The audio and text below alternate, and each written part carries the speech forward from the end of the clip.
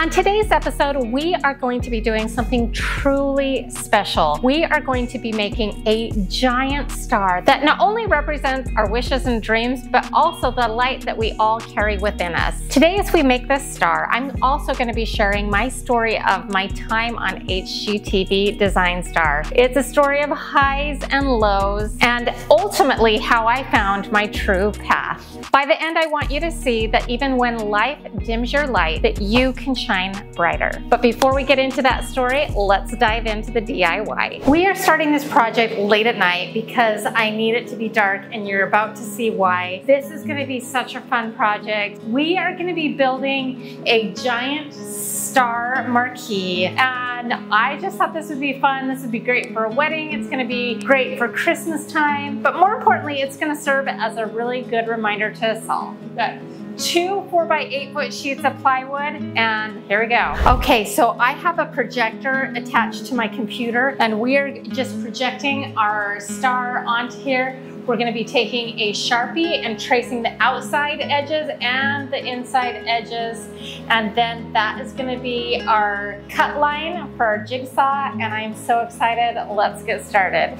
And I've got a little step ladder that we're going to use too, and we've got this pretty close to centered, so hopefully we can make this work. Start up here.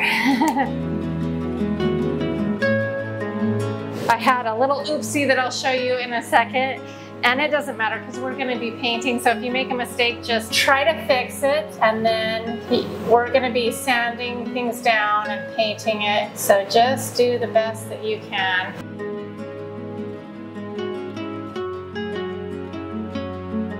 How cool is this? It took us probably less than 10 minutes to trace this star on. Now, I'm gonna wait till the morning because it is late at night. I'm not gonna use a saw and wake up all of my neighbors and everything, but ultimately I think I'm gonna put each one of these panels on my sawhorse and just jigsaw out the pattern. And then I may trim around the edges. I haven't decided for sure, but then we are gonna make this into a marquee sign or a marquee light up thing. So we're gonna be drilling some holes for marquee lighting. And then we've got like a whole bunch of other stuff to make it sturdy so it can have like a stand to stand on and make sure it's all safe and sound. So this is going to be a really fun project, very intense, but I'm so excited. This looks really cool.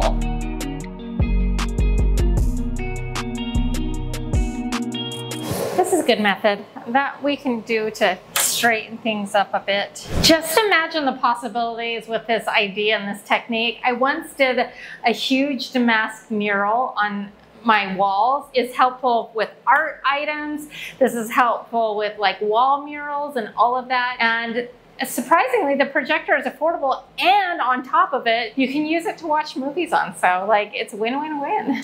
That's a win-win-win-win. So just like this DIY started with an outline, I had a plan for my life. And I always am flattered when you guys tell me, oh, you should have your own show on HGTV. And that was a goal of mine at one point. I had actually auditioned for a few shows. I had auditioned for a show called Wickedly Perfect, which ended up airing on CBS. I was a finalist in the interview process, but I didn't ultimately make it onto that show. And then I also auditioned 2 times for Martha Stewart Apprentice. And then I put things on hold for a while, and then I ultimately ended up auditioning for Design Star Season 4 with the end result. If you win, you get your own show on HGTV. And I really, really thought that that was what I wanted, and that was really what I was pursuing. Felt like I had prepared myself really well. I had a background in real estate, floral design. I had worked several years in an interior design firm, designing parade homes, designing model homes, designing mall spaces. And I was about to graduate with my degree in broadcast journalism. So I'm like, well, I've really tried to prepare myself to be well-rounded for a show on HGTV. The first thing that I did, you needed to submit a portfolio. I went ahead and really made it look beautiful. I scrapbooked all of my portfolio images from model homes that I had designed and parade homes and like all of that. And then I knew that once that was in the package, that wasn't going to be enough. They were going to be getting tons of manila envelopes. They were going to get tons of just regular regular post office envelope. So I went above and beyond, and really my envelope was very colorful. It was really wild, and I knew that if it was in a sea of envelopes that it would stand out. So there's a little trick for you. So I really went over the top to stand out within the application. So then I did get a call back, and they did like a phone interview, and then ultimately I got the call that I was waiting for, and they wanted to bring me to LA for the final process and doing like an in-person on-camera interview to get on the show. It was a crazy process. Right from the get-go, you get there and they put you in a hotel room, which you are not allowed to leave. They keep you in that room. They'll bring you food. They keep you very siloed. They don't want you running into other people that potentially, it's all well organized and orchestrated. And I think it's part of like the intensity and the intimidation factor to keep you isolated. And so that's what they did. And the casting director came into my room, kind of prepped me for the process, told me, be the biggest version of yourself. And like, that was the advice that he had given me. And so that's what I did. So then I go into the room, it's all dark. There's lights and camera on you. You can't really see. It's like a dark, dark room, and they intensely interview you. And so they're peppering you with a bunch of questions. They're seeing how you respond. I actually don't remember a lot of the questions. I do remember one question. I see that you live in Utah. Are you related to the Osmonds somehow? And it was like a kind of an off-the-wall question. And I'm like, well, no, but I work for the Osmonds. And so anyways, it was just kind of a funny story and got everybody giggling. And yeah, so it was just a lot of intense interviewing. I tried to be myself. I tried to be very animated and happy like I normally am, but like ultimately the interview ended, and then they invited me back into a private room where other people had been watching via like a television. And apparently they didn't do this to everybody. So this was a good sign is what I was told. And I got to meet Clive Pierce, who is the host of HGTV Design Star. And he was very lovely, very nice English gentleman, and it was really fun to meet him. So I was excited. I left feeling good. I was told that being invited into that room was a very good sign, but I didn't know. And then I didn't hear anything for a while. Then I ultimately found out that I had been cast out of 10,000 applicants. I was one of 10 that had been cast on the show. So that was like, just like winning the lottery. It was so super exciting. Okay, so now it was time to take off. I was told that I was going to be gone for 8 weeks, that I wouldn't have the ability to talk to my husband, to my daughter. So what I did to prepare that is I wrote my daughter a whole bunch of letters. I wrote my husband a whole bunch of letters that they could open like once a week while I was gone. I was told to prepare and expect for 8 weeks. They also told me to make sure I had a passport. So like, I didn't really know exactly where I was going in this beginning. Obviously I was going to LA first, but I didn't know if we were going to be going to a different location because we were told to have our passport. Ultimately, we did stay in LA, obviously, if you've seen that season. When I first got there, it was again back into the hotel room by myself, this time for several days. And I think they do this to get you kind of frazzled and worked up, but also during that time period, you're shooting promos, you're doing the photography, you're doing the intro, you're doing some interviews and all of that. And it's just very intense. And the rest of the time you are stuck in your hotel room. The only time you can leave, they come and escort you from place to place to place. It's very coordinated. It was very surreal. And again, this was for days on end, but also to keep like the initial meeting probably of the other contestants very authentic and real. So there's that. Okay, but now we're gonna get back to the project and I'll tell you a little bit more in a minute. Maybe these ones will be better. I don't think so. I think I have just the thing. Introducing the Aaliyah safety glasses. Are you tired of sacrificing style for safety? Well, you don't have to anymore. These lenses are tactical grade, so whether you're drilling, sanding, or doing a major project, your eyes will be protected. Just in case you don't believe me how strong these lenses are, I'm gonna run over it with this 7,000-pound SUV.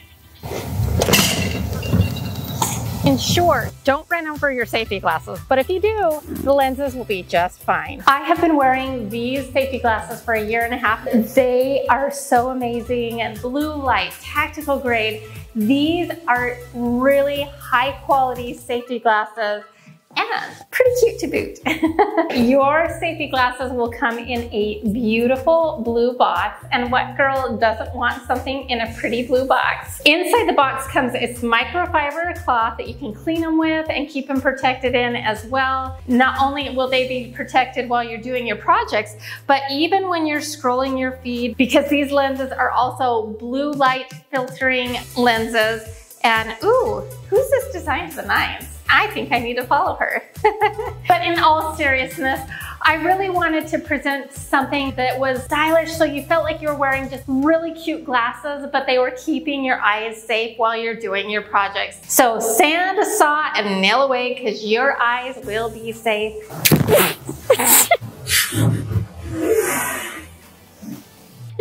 She's funny. You really did. You really did. Did you do it that hard? Yeah, that's a hard pass.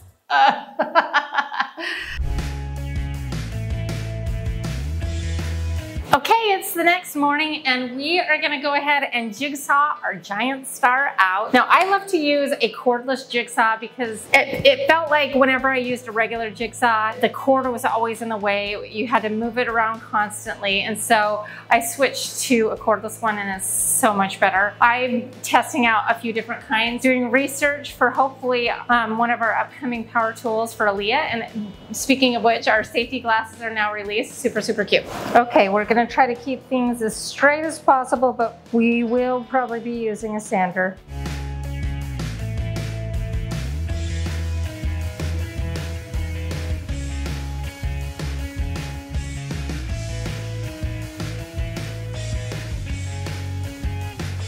Okay, this is gonna get tricky because we're cutting off the little last piece. This is a big chunk, so when it breaks free, it's gonna break free. Here we go.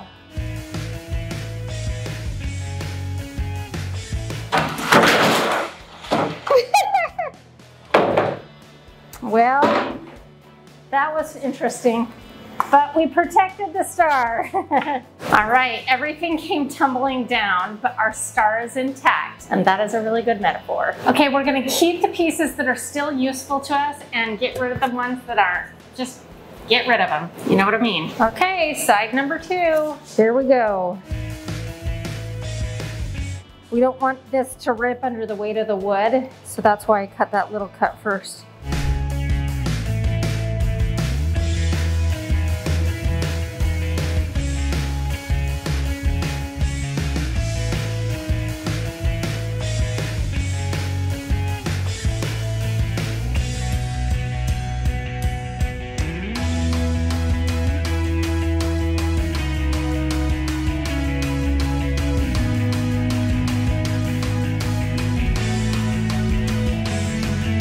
Again, this is the last cut. So what we're gonna do is our priority is to protect the star and let the scraps fall where they may. So here it goes. We're gonna stand on this side so when we get close to the end, we can protect our star.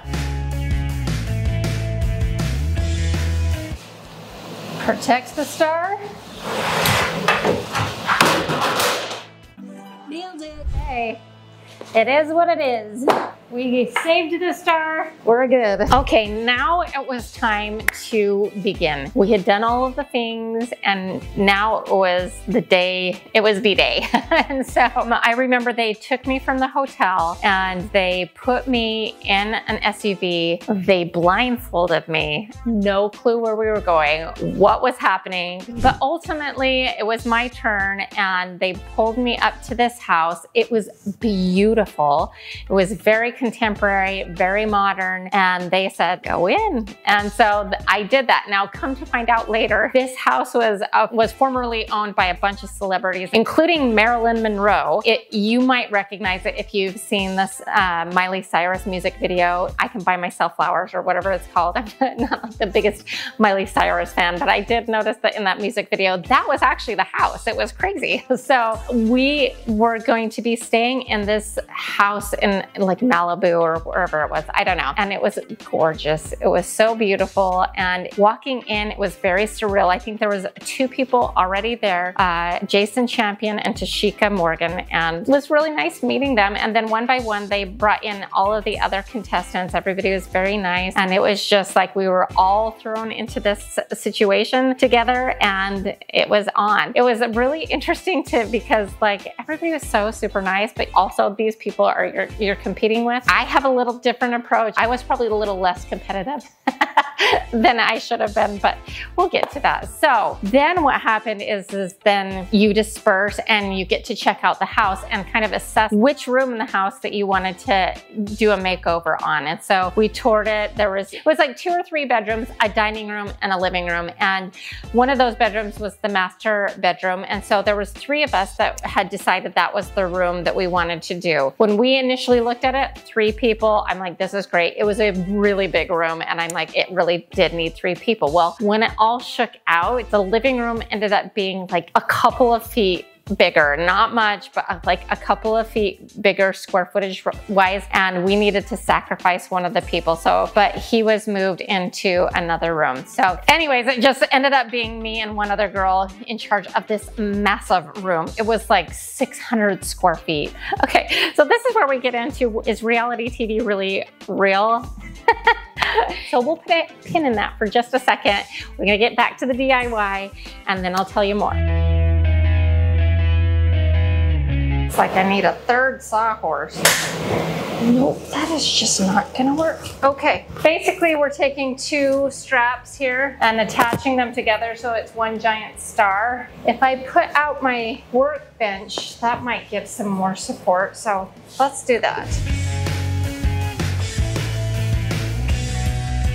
So we are going to strap these together and like so, and we're going to do it as close to the edges as possible because we are going to be marquee lighting. So what I'm thinking is like that. This is my Athena drill by Aaliyah. This is my drill. It's amazing. You will love it.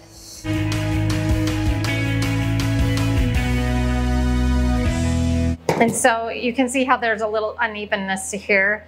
We'll just jigsaw this out and even it out. There's a couple of areas that we need to fix anyways. So, and then we can also use sanders and all of that as well. So in comparison to this lower side, this is actually like a lot of real estate. So I think that we're gonna probably do a couple, and I will try to and leave the middle area open just because I'm not sure if I feel like we need to put marquee lighting in here in the seam, which will be a little bit tricky, but I think it's important. Okay, so I'll start with the top and bottom ones just to make sure everything is aligned tightly. You don't even need to pre-drill with this drill. It actually does such an incredible job. It's got so much power.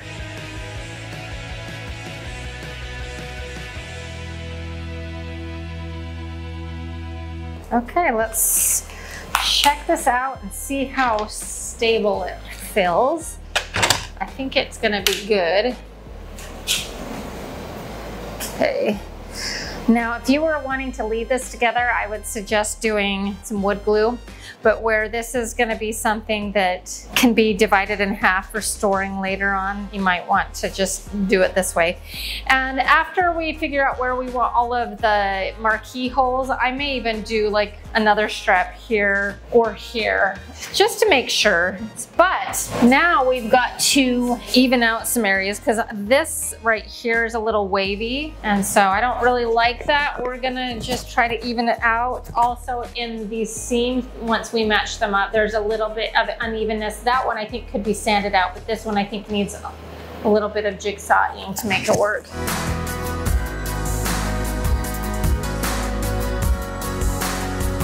Okay, some of these will just need to sand out, but I think we got most of the big ones. So I'm wanting to put trim on the outsides. We need for this to not have such a big gap. So in order to do that, I'm putting this on here to make sure to see that, yeah, we need to cut off a lot of that so it will sit flush, and we've almost got it.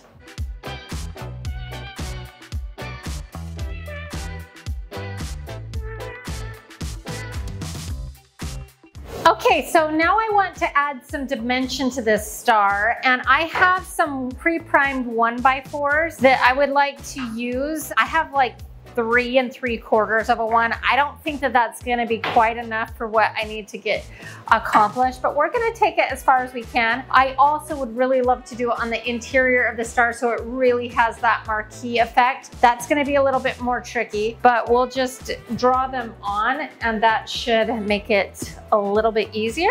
This is gonna be as close as I can get. We're gonna draw it on. We're not gonna have like the perfect mitered edges. It's gonna be a little bit rougher than that, but this is kind of a tricky situation. So what I'm gonna do is just kind of draw on the cuts and hope for the best. Oh, on the bottom here, on this one, I can just hold it down and draw it on this side. And then we'll use my miter saw to make these cuts, and we'll go as far as I can with what I have, and then I'll go get enough to finish up the job. I just don't want to get a whole lot of excess because I'm trying to keep the stash at minimum. So, all right. We try to find our ways in life to give our hearts and soul a peace of mind. But you just want to drink your wine and grab the glass and let it go down. But I can hold you any longer. I can cope 'cause you're a story. Okay, this is looking pretty good. I'm back from the store, and so we're gonna just finish out this section right here, and then we're gonna do the interior portion. Now, I already tested it out a little bit and I got it started. My nail gun doesn't fit inside, so what I think I'm gonna do is some liquid nail because it's just too small to get a nail gun in there. Maybe I'll reinforce in a couple of spots with nails just to hold it into place a little bit. And then, you know what? Because I jigsawed it, there is going to be a little unevenness in all of these seams. So once I get this fully lined with our wood, we're gonna caulk and putty just like I do anything to make the seams look nice and tight. The only place that we won't want to is like down the seam and the top seams so that I can separate the two halves when I need to, so, or if I need to. So this is so cool that like maybe this needs a permanent home on this wall or something, somewhere cool. And I'm really excited to see how this turns out.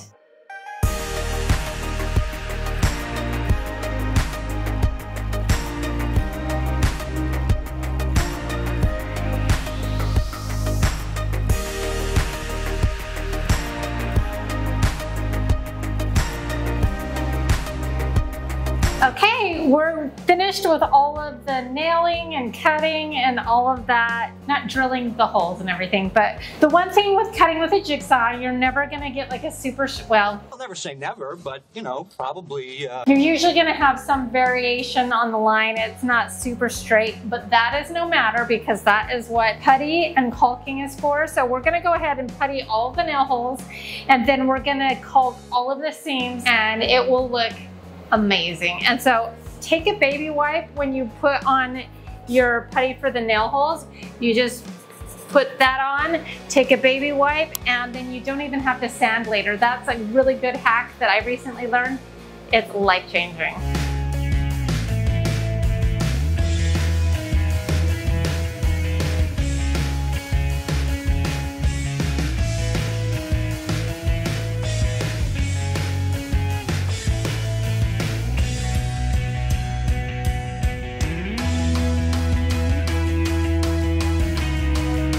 this was crazy. So they gave you 2.5 days. They give you a decent budget, but here is like the wrench in things. First of all, you've gone in blind. You have no design plan. So part of that time is coming up with a plan and formulating that plan. Then basically, I think they had 2 bands for all of the people. So you went shopping, but you went shopping with like everybody. And so you had to shop at pre-selected stores chosen by them. And then you're shopping with other people. So if they need to stop somewhere and you need to stop somewhere, you're kind of like, you're at the will of the driver. You have LA traffic, crazy. And then you're shopping at these boutique stores that are like super, super expensive, or at like Sears. And there was no like Target on the list. They would film you going into the store and leaving multiple times just so they could get their different shots. So that's slowing you down, okay? And then I'm having to shop at like places like Sears where the selection is, no offense, but the selection was just not very good, what we were looking for. So there was just a whole bunch of challenges in our way, and I think it's meant to be that way. And it was really, really difficult to pull off what we were trying to do in the amount of time that you were giving anyways, and being at the will of other drivers, stores that were pre-selected. And I mean, it sounds like I'm giving excuses. I'm just trying to explain. I don't want it to sound like I'm giving excuses, but I'm setting it up for you because things did not go according to plan. Uh-oh.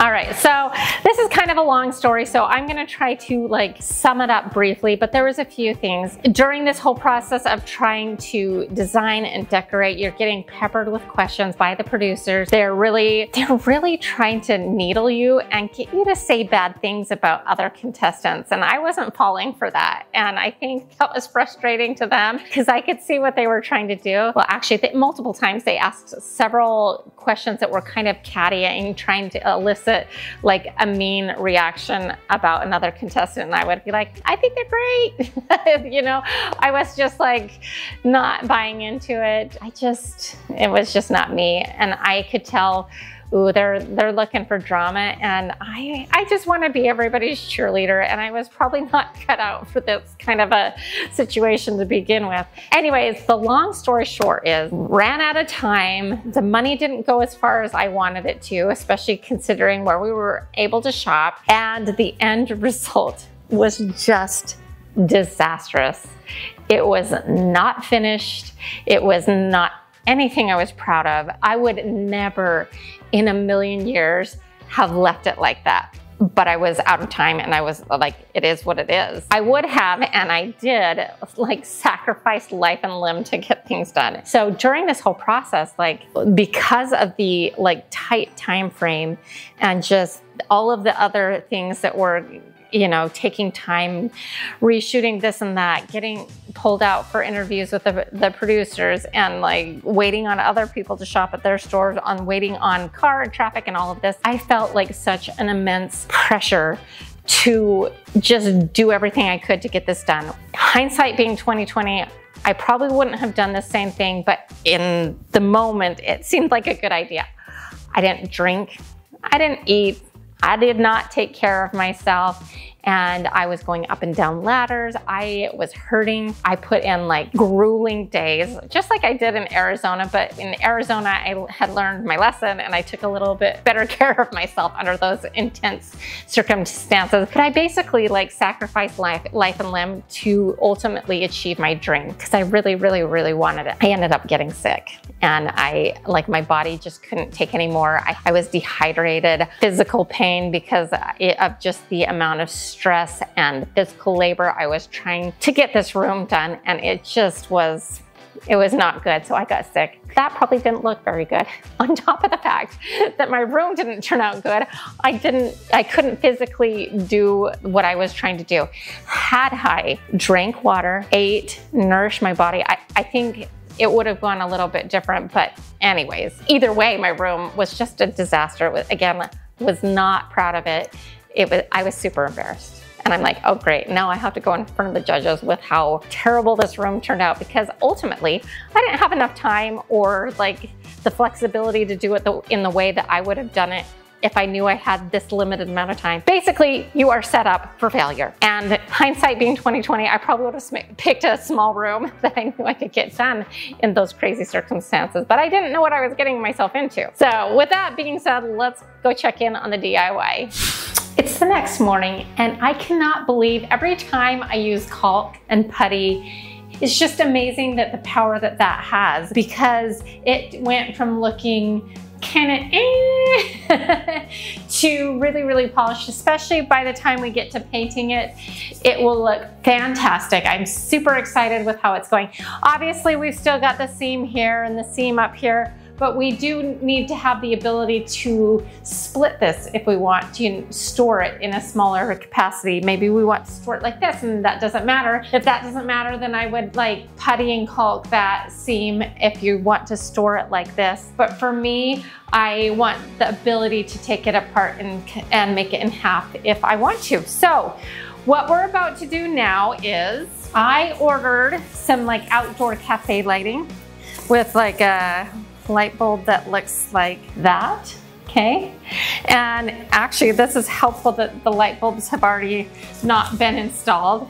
It comes just like that, which is perfect because I would have had to take all the light bulbs off anyways. And what we're gonna do right now is we're gonna kind of map out our lighting. So this is 50 feet, I believe, 50 light bulbs. And so we might not be able to use every light bulb. So what we're gonna do is I'm gonna kind of just tape it on where I think we're gonna put it, and then we'll make some exact drilling marks, and then we will bore out some holes the size of that, so that we can push this through our wood. If you've watched me make a marquee sign in the past, like the Mary marquee sign, that one was a fun one. We're gonna start by mapping out where we're gonna make our holes, and we'll go to that point. But I'm loving how this little shiny star is turning out. It's awesome.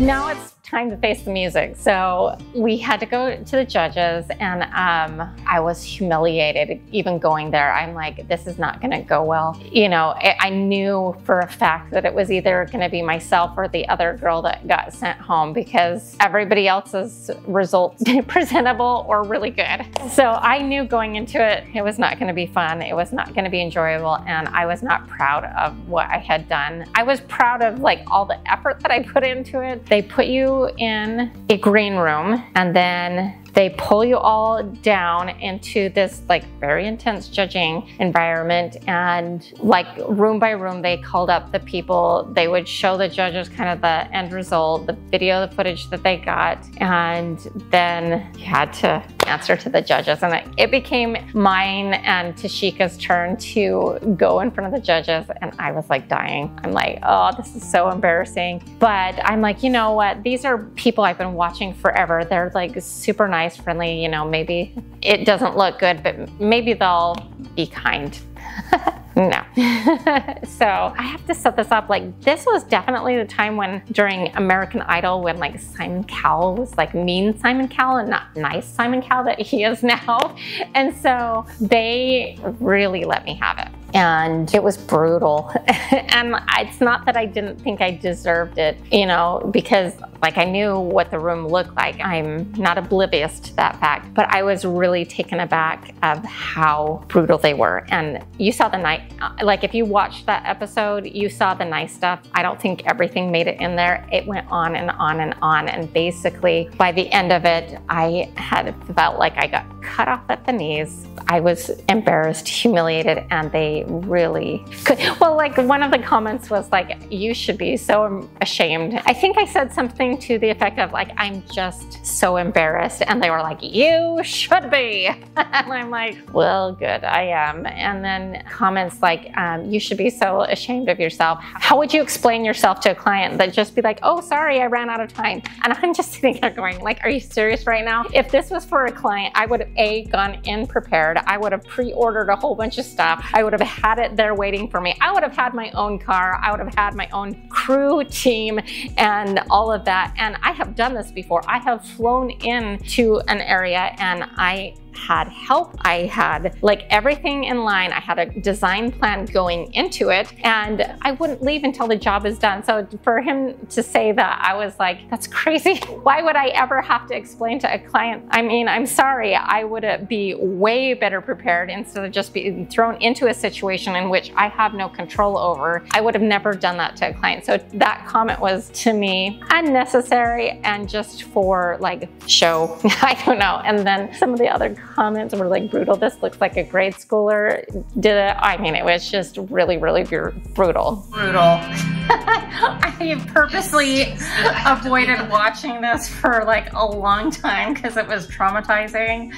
But I wish I could go back and hug myself and tell myself that I would be okay. Everything was gonna work out in the end. Okay, so it didn't go well with the judges and they sent us all back to the green room and I was distraught and destroyed. I was humiliated. I'm like, can I crawl under a rock and just never come out? But ultimately we had to go down and face the music, and based off of the reaction, I was certain that it was either myself or my teammate was going home. I was just, I guess, hoping and praying that I would somehow make it through by some miracle. Anyway, so they one by one like called up the groups and they said, you guys are safe, go back to the green room. And then ultimately it came down to me and my partner, just as I had expected. And we had to face the judges and they had a few more words for me. And then ultimately the host of the show said, Natalie, your show has been canceled. And then my screen went black and it was very dramatic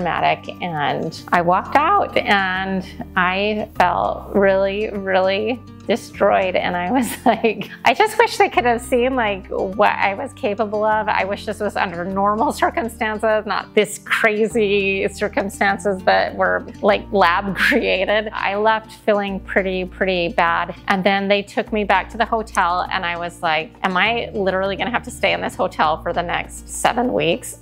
Because I was told to be prepared to stay there for 8 weeks. And I was like, are they gonna keep me isolated in this hotel for 7 weeks? I think I will literally go crazy. All I want to do is just go home to my family, my husband and my daughter, and get away from all of this. Fortunately, they were able to send me home the next day. I was so relieved because I was like, I'm going to absolutely lose my mind if I have to stay here for 7 weeks and just mull over this bad situation. So I got on a plane, went home. I think they had given my husband a heads up. I think I actually got to call him and just let him know. Didn't go well. I'm coming home. I was crying. Didn't really talk about it. I don't think I even gave him much details other than I'm coming home tomorrow. Come pick me up. Of course, my husband was wonderful and he was such a soft place to land. But I was really, really wrecked emotionally. And then I got some really unexpected, crazy news. Okay, that took me a little longer than I expected. I have a lot of markings on there, so I ultimately went back in and circled all of the ones I wanted with a Sharpie, and I even still made one mistake down there. But we have 49 holes to drill, so that means we have 1 bulb leeway. Hopefully I did a good job because once we drill the holes, we're kind of done. I'm gonna go eat lunch and then I'm gonna come back and drill these holes and hope that it all goes well. Okay, we're back. I'm refueled and ready to go. Okay, gotta feed yourself. One thing I learned from Design Star. Okay, so these are Forstner bits, and what you're gonna need to do is find the Forstner bit. This is what it looks like. Big, like mean looking drill bit. And you're gonna find the one that fits over the top of your light bulb thing. So this one I believe is 7/8. The 3/4 inch one was just a little bit too small. This might be slightly too big. We'll find out once I, try to feed these through. Now the other thing is this one has like little clips on the side. I don't know if you can see that. Yeah, clips. And what we're gonna probably need to do is when we push it through is just pull it back and then it will just kind of brace itself on there. But we need to make sure that this can get through comfortably and not cause any damage. And so 7/8 it is what we're gonna do. Then we're gonna put it in the drill that I designed. This is the Athena drill by Aaliyah. Aaliyah's the company name. And Athena is the name of the drill. So you just put that in there. And you can hear it just like super powerful. This is gonna make the job so easy. So now we're gonna just start drilling out all of these holes, and I'm just gonna leave it up. I thought I would put it down on like the sawhorses again, but there's enough space, especially since we did like a gap on either side with our trim work, that I can drill through with an upright like that, and I don't have to worry about grabbing my husband to bring it down and help us set it up. And I think it's gonna be fine just like this. So here we go, we're gonna start drilling. Should we do one right now? Let's do one right now. Let's just get one right out of the way. Okay, what you do is you find the center where you mark center, and you line it up with the pointy part of the Forstner bit, and then you start it out slow. Ooh, there we go. And we eventually get through it. 3/4 of it an inch thick. And actually, I think I can speed up the power on that. I had it on the lowest setting. That's another thing, ladies. I should have checked that before we started. I had it on a 1. On something like this, you would want to adjust it all the way up to a 20. It will give you a little bit more speed and power. So, okay, that went through. Should we double check to make sure that our thing is gonna fit through? Okay, here we go. Let's find one. This is not necessarily the one that we're gonna put through. Give it a try. Perfect. Actually, the 7/8, it's a little big, but it's gonna be just fine. Especially if you leave the little clip in there. If you leave the clip in there, it gives it a little bit more tension. And once you put the bulb on the other side, it will hold it in place. It's gonna be awesome. So here we go. So you just find the center. That was awesome. It was way more powerful that time around with us adjusting. Now I'm gonna just peek behind. We're gonna ignore this one because I didn't circle it in the Sharpie. We're focusing only on the Sharpie ones. See how good and clean that hole is. You could also use a wood boring bit as well. I like the Forstner bits, but either way, it's like the same concept. Look at all that stuff flying. You're gonna die when you see the pile of sawdust that I'm creating. Good thing I have the spatula, but oh my goodness. And also this is gonna probably get a little hot, so just be careful. The friction and the speed and all of that makes this bit get a little hot, so just be a little bit aware of that.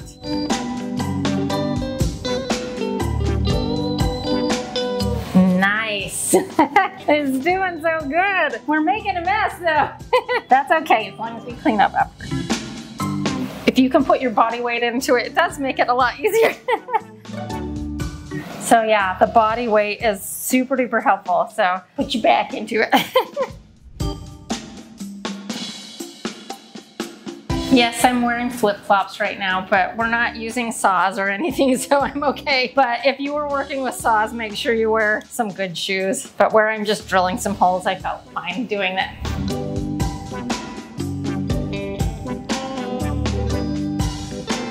This one's a little nerve-wracking here because it's in the center of the wood. Going down the split, so I'm gonna start this one really slow. That actually went better than I thought. I was a little nervous. I didn't know what it was gonna do because we are literally drilling in the seam of a wood. So, where they are like butted up against each other. Okay.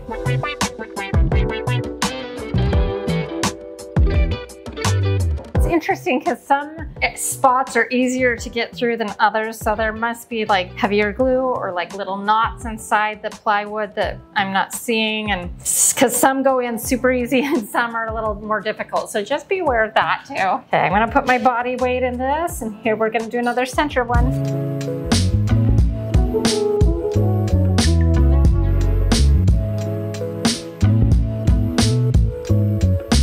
This says no. That means don't drill that one. We gotta do this one.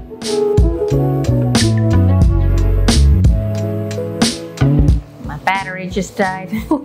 This takes a lot of juice, but it wasn't even on a full charge, so we'll just swap it out because I have 2 batteries. Well, I have a lot more, but.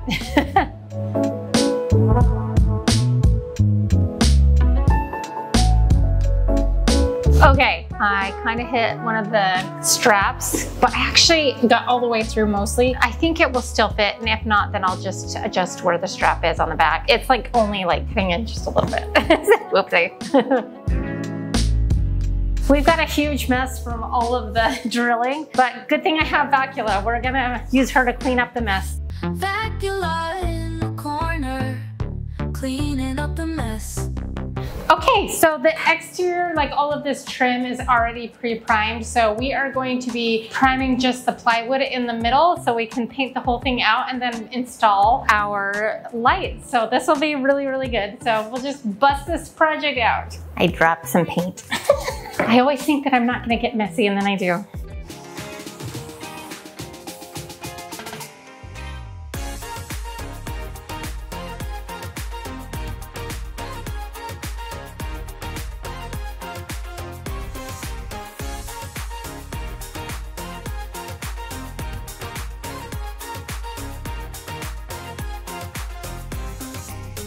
Okay, so the crazy news was I was pregnant the whole time, and that probably contributed to me getting sick. I was very early. I didn't realize I was pregnant when I went on there. And honestly, my husband and I had been trying to get pregnant for a couple of years, and we were really having some fertility issues. And I was like, can't get pregnant. Well, surprise! So anyways, I went home devastated, but then I was filled with like such love and excitement because I had found out that my husband and I were expecting what ended up being our firstborn son, Connor, and it changed everything because we had such a hard time getting pregnant with him when he was 9 months old. We decided we better start trying now. It takes us a long time to conceive. And then very quickly, I got pregnant again.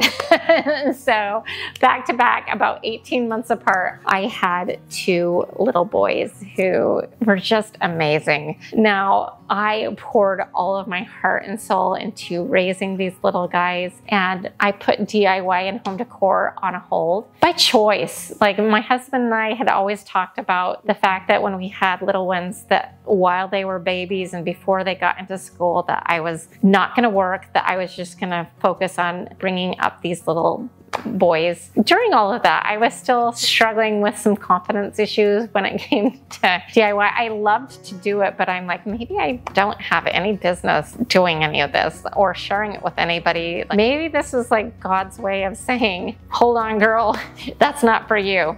And that's like kind of like the point of all of this is, it was, I think, Jamie Kern Lima who said something that really resonated with me. I was listening to her do an interview once, and she may have said this more than once, but she said that she was getting rejected over and over and over in what she was doing. And she said the comment, sometimes rejection is God's protection. And I don't know if you're religious, but I am, and that really spoke to me. And so I just knew that I had a different path, and I had to figure that out.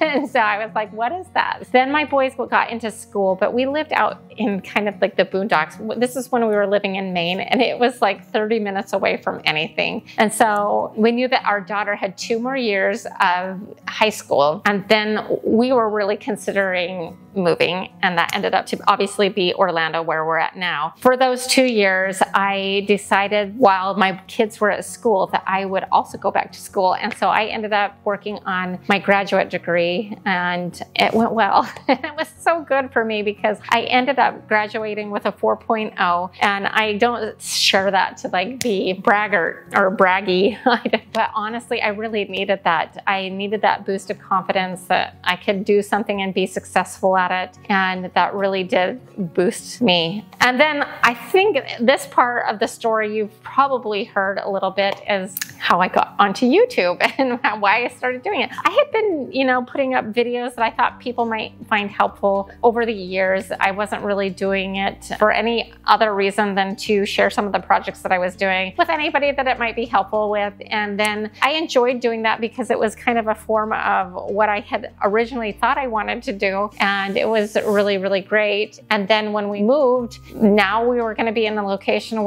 that I could go work somewhere if I wanted to. And so we really talked about it. We contemplated it. And then my husband said something really amazing. He said, if you could do anything you wanted to do, what would it be? Like money or no money? And I said, I make YouTube videos about all of the projects that I'm doing full time and share them with people, and maybe they'll like some of them. And he's like, then do it. He's like, if you think you could even make $1 doing it, then go do it. That's how that all began. And can I just say, it has been the best decision ever.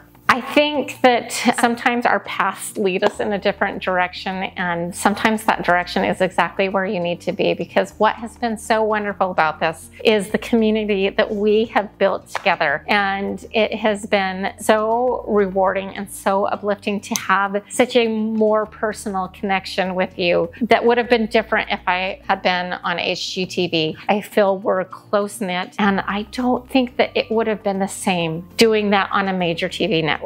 So I just started making videos. They were really bad at first. Like, if you go back and look at them, they were low production. The music was too loud. They were not well produced. Yeah, they were not good videos. But here is the true principle with life of everything, is little by little, I've tried to improve them and get them better, and I'm still trying to improve and get them better. So I'm gonna continue trying to get them better and better for all of you and try to give you what you want. It's time. Now we're going to put our lights on, our marquee. I think I'll flip this around. Really? No, I gotta do it from the back. How are we gonna do this? We gotta figure this out because I need to access both sides. So I think what I'm gonna do is, like, one at a time, we'll kind of slide it out a little bit, like so. All right, so we're gonna start down here on the bottom and then push our, I don't even know, the light bulb holder. What is that called? I don't know. We'll push it through and then we will thread on our light bulb, and then we'll just do that all the way up. So we'll just keep feeding it and putting in our light bulbs. And it's a super, super easy process at this point. And hope that we did a good job making sure that all of our measurements right. Yeah, this will be good.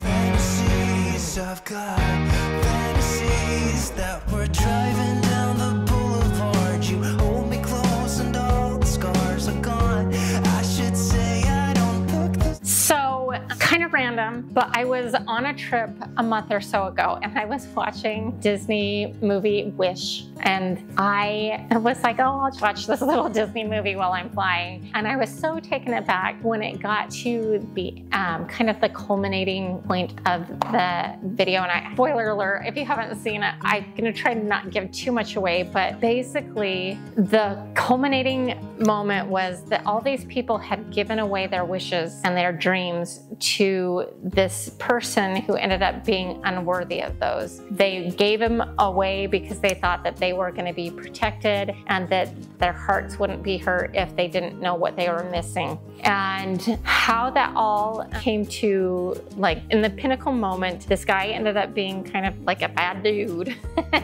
like gonna take all of their wishes just for himself. And the way that they were able to do it was to unite as a community and really let their lights shine. And because of all their lights shining and all of that love between the community, it was able to ultimately defeat the villain. And it really hit me hard. I was like started crying right there on the plane, and I was like, what is going on?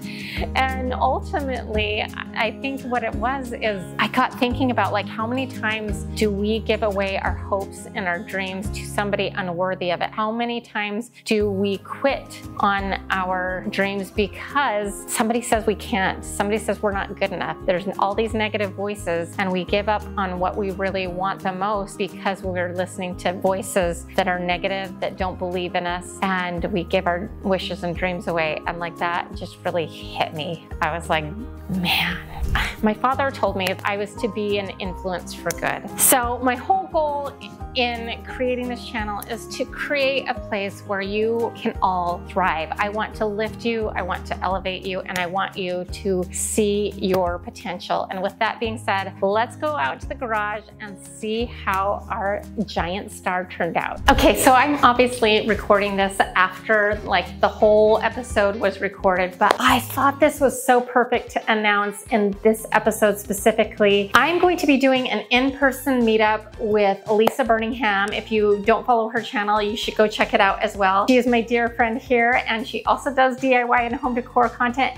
And we are doing a meetup at the Water Lantern Festival in St. Cloud on November 22nd. We're gonna be meeting up with you around 7 p.m. where we're gonna be decorating our lanterns and putting them out on the water. And what makes this so appropriate is that it sets lists your goals and your intentions. It also is an opportunity to write things down on that lantern that you want to let go of. And so it just really coincided with this episode. I am so excited for this meetup. And for those of you who don't live in the Florida area and cannot make it, don't worry. I'm gonna try to find ways to do meetup in different locations around the country. So more of those will hopefully be coming soon. I just really feel bonded to you guys and I cannot wait to connect with you in person. So you do need to get a ticket to this Water Lantern Festival. The prices are very affordable. If you click on the link below, you will get a 10% discount on the price of the ticket. They were able to hook me up with that. And so I cannot wait to meet you guys, and it should be a lot of fun and a very memorable and magical night.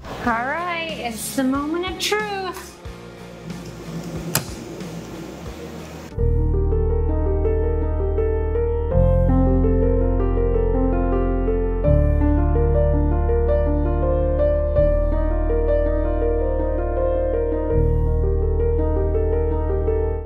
Ta-da! We have a star. This star is going to be a symbol and a monument to our community to never give up on your dreams and never stop believing in yourself. If you look at this star, it is full of flaws and imperfections. It is not perfect work. Like, there's dings, there's things that aren't quite straight. There, you know, we filled in a lot of the flaws with the putty and the caulk and everything. But if you look at it as a whole, it's beautiful, it's magnificent, and it's perfect just like you. Okay, so I'm thinking we are gonna hang this permanently in here on this wall. How to do that? It's pretty heavy. We'll figure it out.